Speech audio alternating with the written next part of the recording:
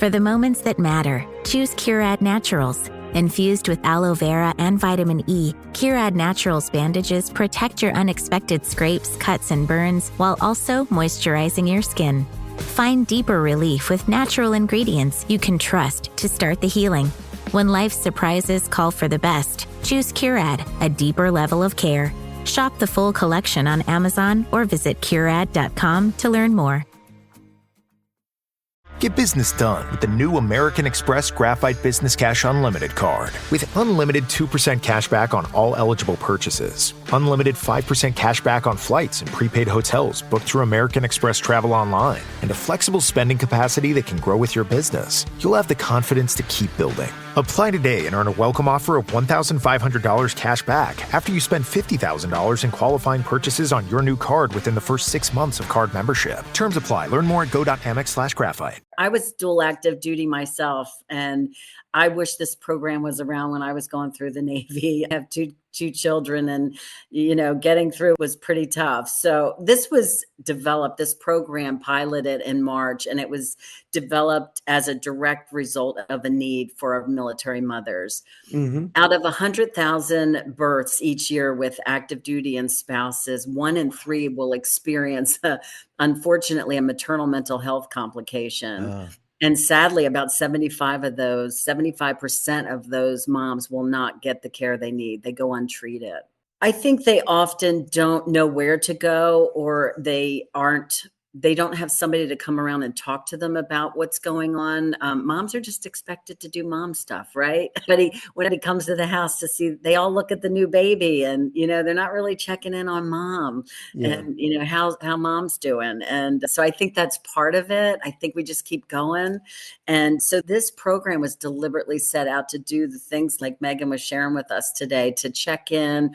We have monitoring tools that we can look at your emotional well-being. We can help with patient education. Breastfeeding is one of the number one reasons why we get called into a home. So breast or bottle feeding, pumping, those types of things. Infant growth and monitoring is another thing. As part of this program, moms cry a lot. We see more tears with infant weight. People worry about their child's weight. And so we can go in with the scale, and we can check on the baby and make sure the baby's growing okay in between pediatric visits. And that brings a lot of solace to mothers who are worried and their first time not sure if everything's going okay. Hey everyone, this is Jonathan Marks from Go To Health. I hope you're having a wonderful day. We have another fascinating show. I really enjoy so much what I'm doing, bringing you fascinating interviews with amazing people. Today we're talking with 2 women from the Navy Marine Corps Relief Society. It's a 100-year-old organization that brings social services and funding to Navy and Marine families. It's a volunteer organization, it's a nonprofit organization, and if you want, you can visit and learn more and donate at nmcrs.org. In March of this year, the Society launched First Year Focus, an innovative program that supports the physical and mental well-being of Navy and Marine Corps mothers, babies, and families during pregnancy and the first year postpartum. Families participating in the First Year Focus receive in-home support and education tailored to their needs, helping them navigate pregnancy, childbirth, and early parenting with confidence and care. And the need couldn't be greater. Military life presents unique challenges, especially for new and expectant families. Each year, more than 100,000 active duty service members and military spouses give birth. 1 in 3 will experience a maternal mental health condition, twice the rate of the civilian population. And sadly, 75% don't receive the help they desperately need. That's the purpose of the First Year Focus program. With us to talk about this today is Lieutenant Commander Megan Hagen of the U.S. Navy. She's a first-time active duty mother with a young daughter, and she's been part of the First Year Focus program since just before her daughter Audrey was born. Currently, she serves as the Columbia-class Submarine Program Manager Representative at the Supervisor of Shipbuilding, Conversion, and Repair at Newport News, Virginia. She met her husband, Danny, who was also an active service member, in 2015. They've been happily married for 8 years and they welcomed their first child, Audrey, in 2025. Also with us is Captain Rosemary Perdue, retired. She's the director of the Visiting Nurse Program for the Navy Marine Corps Relief Society, who heads up the first-year focus program. Rosie retired from naval service after 30 years. She served in the Wounded Warrior Unit at the National Naval Medical Center in Bethesda, and she was the charge nurse of the Enemy Prisoner of War Unit on the ship Comfort during Operation Iraqi Freedom. She also led the 24/7 on-call team, which provided medical support to the president and the first family. And before we get to our guests with this fascinating interview, a brief request. If you like what we're doing, please leave us a 5-star review or a thumbs up on Apple, Spotify, or YouTube, or wherever you're listening to us. It helps us spread the word. Thanks in advance for your support of evidence-based medicine. So, welcome to the show, Captain Rosemary Perdue, retired, and Lieutenant Commander Megan Hagen of the U.S. Navy. How are you both today? Wonderful. Thanks for having us. Doing good. Thank you. Good. So, Rosemary, tell us about your military background because it's very impressive. Oh, thank you so much. It's a pleasure to serve. We just celebrated 250 years in the Navy. Yes, Right? congratulations. And I Yes. forgot to say this, but thank you both Yeah. very much for your service to our country. Thank you. Oh, Thank you. thank you for your support. It's a great honor. I served 30 years as a Navy nurse, and I had a wide variety of administrative and clinical assignments during my time, and including being on the Comfort ship, USNS Comfort, during the Iraqi War. And I also had the privilege of working with President Obama with the staff at Walter Reed National Military Medical Center. So I had just a great amount of assignments. It was more like a bloom where you're planted. I had a labor and delivery background, education. So when I saw that the Navy Marine Corps Relief Society position was open, I was so excited to be able to serve the same population. Great. And Megan, tell us about your military background and where you're working these days. Sure. So I've been in the Navy about 13 years now. I started off as a nuclear power school instructor in Charleston, teaching math, physics. He transferred to sailors and officers who would then go on to serve on aircraft carriers and submarines in the engineering department. And then from there, I became an engineering duty officer. And my career since then has been focused on submarine design and construction. So I started off at Supervisor Shipbuilding in Groton, Connecticut, where I live right now. And there I oversaw final assembly and test of Virginia class submarines. And I also got to oversee, from a government oversight perspective, early construction of the upcoming Columbia class submarine. So I recently transferred duty stations. I'm actually about to move in the next few weeks down to Norfolk, Virginia. And down there, I will continue to provide government oversight of submarine construction at the Supervisor Shipbuilding at Newport News, where I will oversee specifically Columbia class construction there as well. Wow. And you're a new mother. I am. So I'm on parental leave right now, about to end. So I'm headed back to work in November.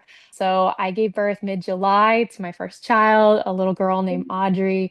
She's about 3 months old now, and at any point she might start crying. So That's okay. she makes it through the interview. Good. So thank you both for being there. Such impressive backgrounds. Really amazing. So Rosemary, tell us, you're the director of the Visiting Nurse Program for the Navy Marine Corps Relief Society, and you head up what's called the First Year Focus Program. What is the Navy Marine Corps Relief Society? I don't think very many people know about it. Oh, the Navy Marine Corps Relief Society is a wonderful organization. It serves as a trusted lifeline for sailors, Marines, and their family members since it's been founded in 1904. Wow. It was created or established to provide financial assistance to those serving in the military with financial challenges. There's unique challenges to serving in the military, and the Navy Marine Corps Relief Society was developed to help those folks that serve. And we've been doing this over a century, standing with shoulder to shoulder with military members. But today we operate both ashore and afloat. And we have a robust team of 3,400 volunteers and Wow. 185 staff who provide compassionate, hands-on assistance to our military families in the time of need. The society covers essential living expenses such as food, rent, utilities, it may be an unexpected car repair, or if a service member needs to go home, if there's perhaps an illness in a family or a death in the family, Navy Marine Corps Relief Society can step in. But it's so much more than a financial institution. It also is a comprehensive support system. And we have programs, we have scholarships for education. So if you want to further your education, there's scholarships and grants and loans. There's financial education offered, especially now with the government shutdown. Navy Marine Corps Relief Society is giving wonderful strategies to service members during these uncertain times. And the organization also provides counseling and access to resources that build stability and resilience. And that includes our Budget for Baby program, which we're able to educate on how to budget for a new baby because it takes you by surprise sometimes Yes. how much it costs to have a baby. And then, of course, our visiting nurse program, which, we're going to get to talk about a little bit later, but we're going to celebrate 103 years in November. And we Wow. provide for active duty and retired sailors, Marines, and their family members, we provide health education and resource referrals right to their doorstep. So the special sauce or a hallmark, if you will, of our program is the home visit. So we can come on and provide one-on-one care and work with clients such as Commander Hagen.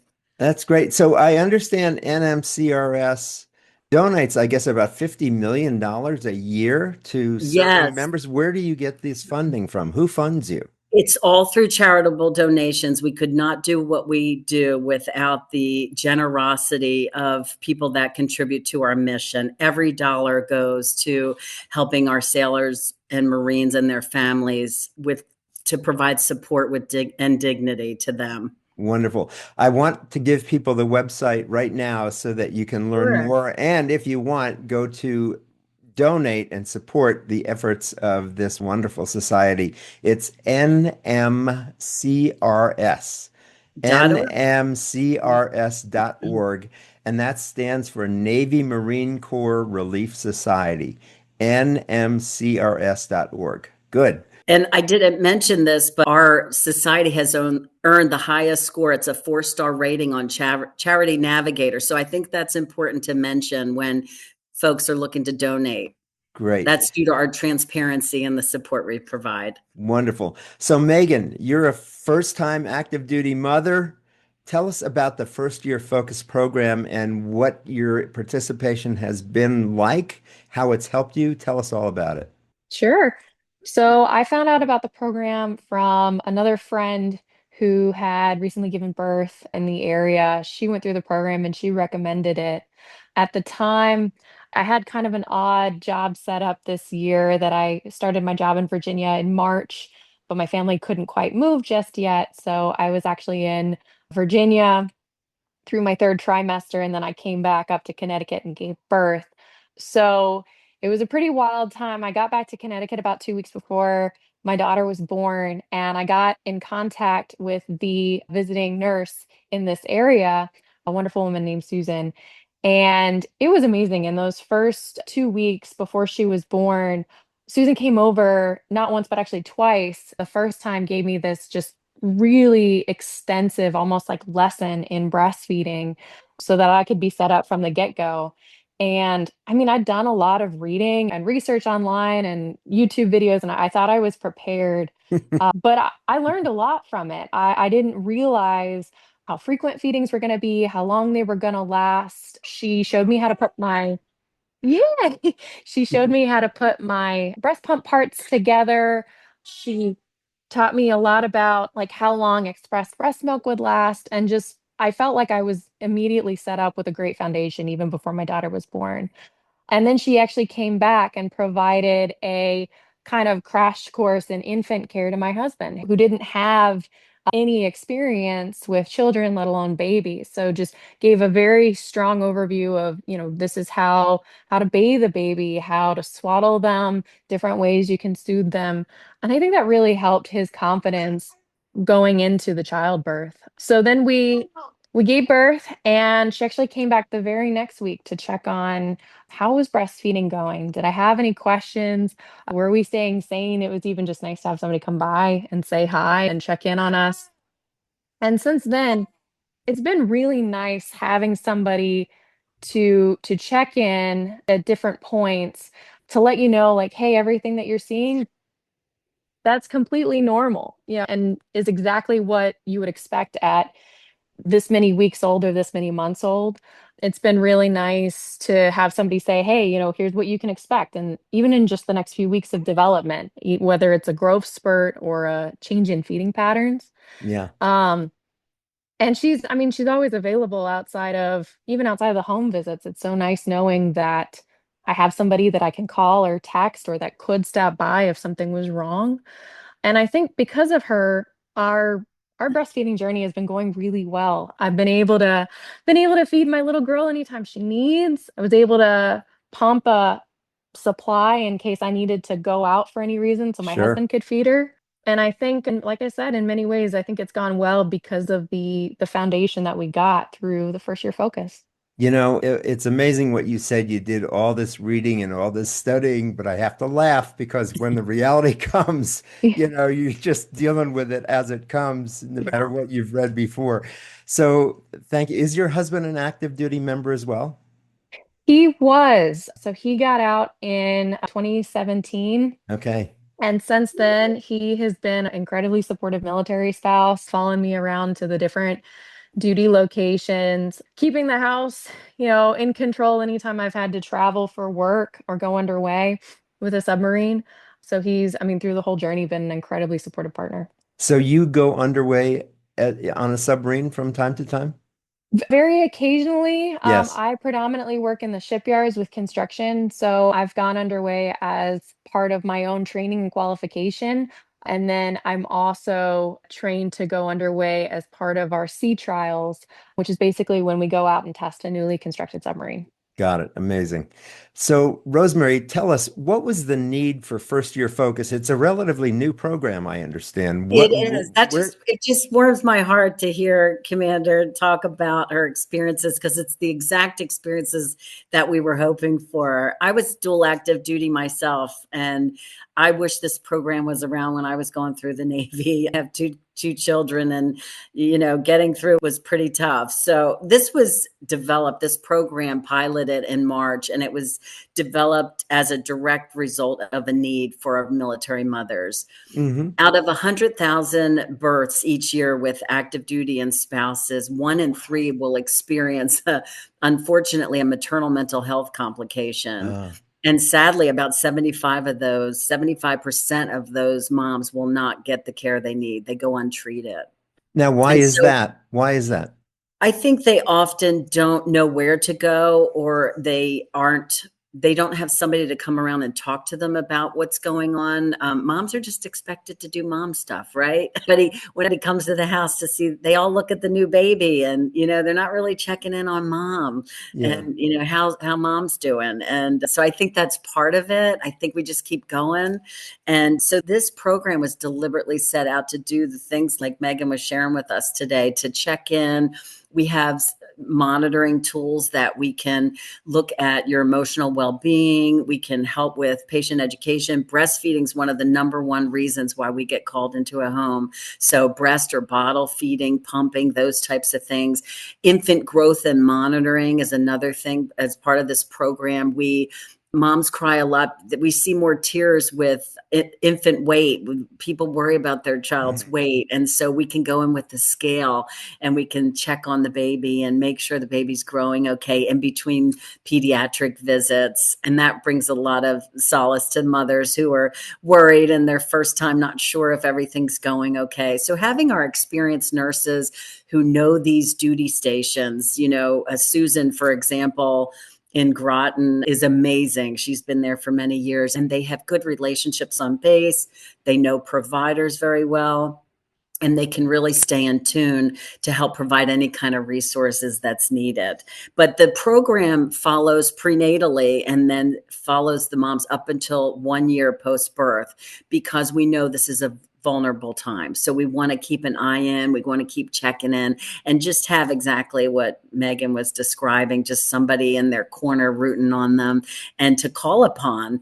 Most of our mothers are in places that they don't have family around, or they're overseas, or they're just away from, the advice of family and friends. And they just don't know the areas. And so that's where Susan steps in and our other nurses. So we're in Groton, Connecticut, we're in Portsmouth, Virginia, and Great Lakes, Illinois right now.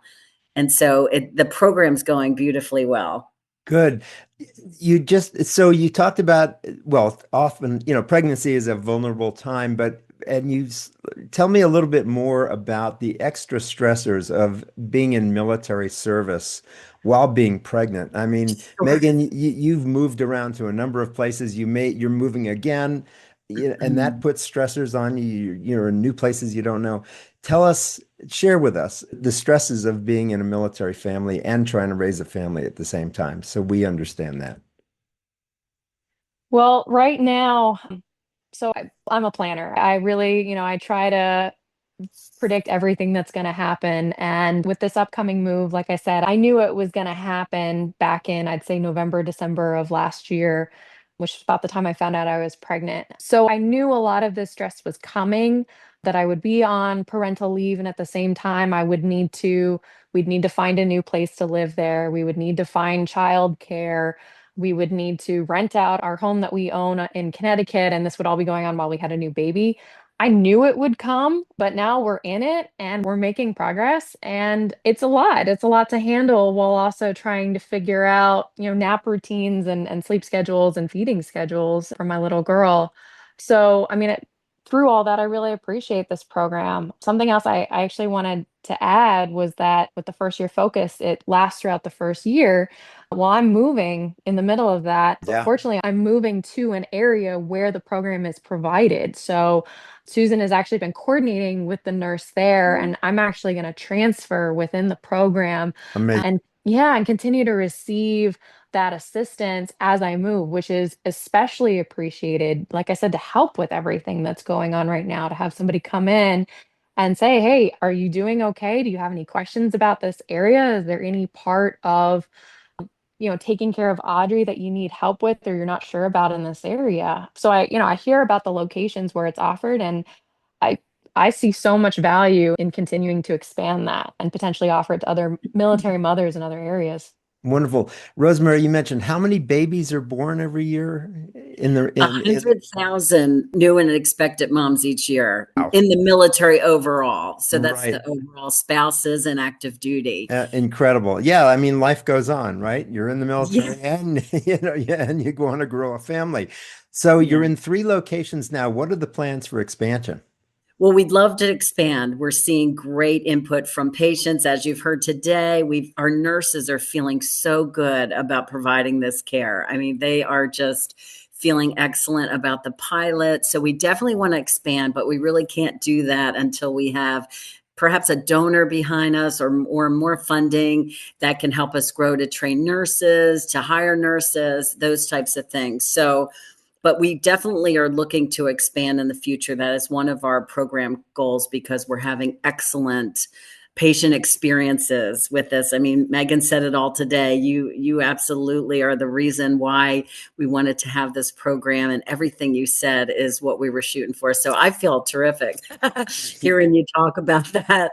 I do read the patient experiences. We have experience surveys, and I get to read all of the experiences that patients are having, and they are just amazing and very inspiring to hear. So with the right people behind us, if we have a donor that's interested or people contribute to our program, we can expand. But because we work through charitable donations, we're going to have to take it one day at a time. Good. Well, let me try to help with that. Let me give the website again where you can go to learn more about this and donate. This is such a worthwhile cause and such a huge need. Our people are serving us in the military and they're trying to live their lives and they need some help. It's the Navy Marine Corps Relief Society. They've been around over 100 years. The Navy Marine Corps Relief Society, it's nmcrs.org. nmcrs.org. And I really encourage you to go there. I've been to the website. It looks like a fabulous organization, and you can donate and help grow this program. So let me ask each of you, what question didn't I ask that I should have asked? Or what kind of big message would you like to leave with people today, each of you, before we end? Go ahead, Megan. Well, I mean, you really just touched on it that, when we think about people entering the military from the get-go, you receive so much job training, professional training, and in many ways, joining the military becomes an investment into each individual. And the longer that they stay in the military, really the more benefit and return we're seeing on that investment. They turn into really experienced, proficient, senior enlisted, and more senior naval officers, overall making our military, not just the Navy, but all branches, higher operating and overall just more prepared to protect our country. So with that, I get really excited when I see any program that helps people to be able to support the changes in their life that you would expect as one gets older and as one progresses professionally. So I'm really lucky. I'm a shipyard officer. I don't go out to sea that much, but it is a reality, especially in the Navy, that if you're a Navy family, one of the parents is going to be frequently out at sea or deployed. And that's a reality just from the get go, very soon after finishing initial training. So, with that, I think about the other families in this program, and I'm just so glad it exists. I'm glad I got to be a part of it, and I'm glad it's there as a support for them because I put myself in their shoes and imagine if I was always gone or if my husband was always gone. And I just think about how important it would be to have just one more person there cheering you on and answering your questions and providing the support throughout such a significant time in a family's life. And the longer we can continue to provide that, the more we can help families and the more we make it possible for people to continue to serve their country and to continue to provide, like I said, that return on investment that makes our military a great place. Wow. Rosemary, as you listen to this, I can just see you glowing. Well, I love my job. I mean, I couldn't ask for a better way to transition from active duty and serve the same population that I did as a Navy nurse. And the society is amazing. I want people to remember you don't have to just come for an emergency or something that's financial. We have these support programs for you. The visiting nurse program is often a best kept secret. We don't want it to be a secret. We want you to reach out to us. You don't need to have a referral.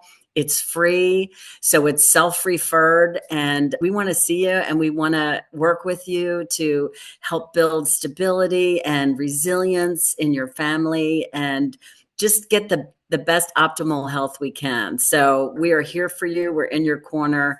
And that's really all I'd like to say is I love my job and thank you for your support. Good. I want to salute both of you.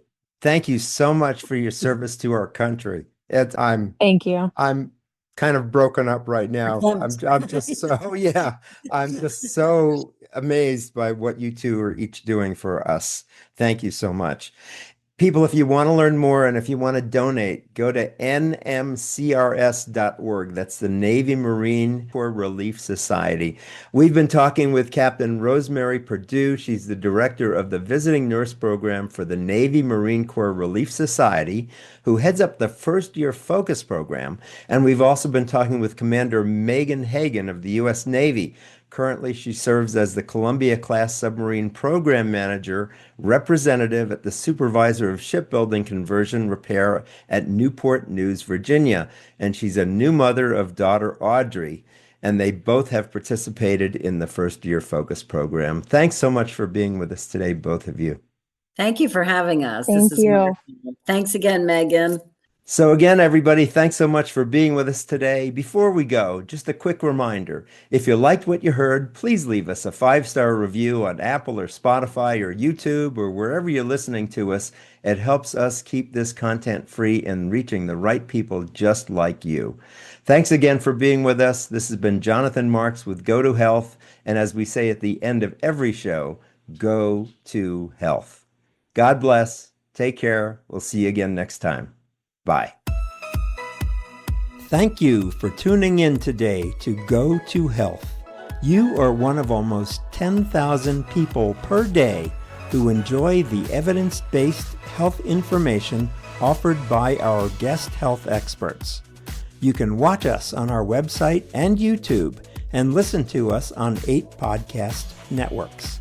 Be sure to join Jonathan Marks in our upcoming shows each week. If you like our show, please share this episode with your friends and colleagues.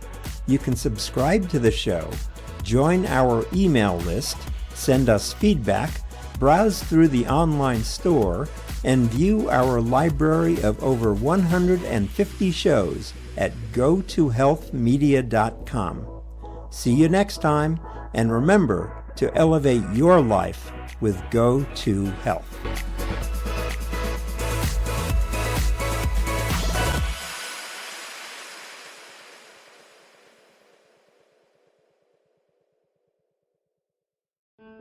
Listen to Oprah's latest book club pick, John of John, by Booker Prize-winning author Douglas Stewart. In this powerful and unforgettable audiobook, a young man returns to his remote Scottish home and must confront family, faith, and the truths that shaped him. Listen to John of John, read by Lauren McFadden, available now on Spotify and wherever audiobooks are sold.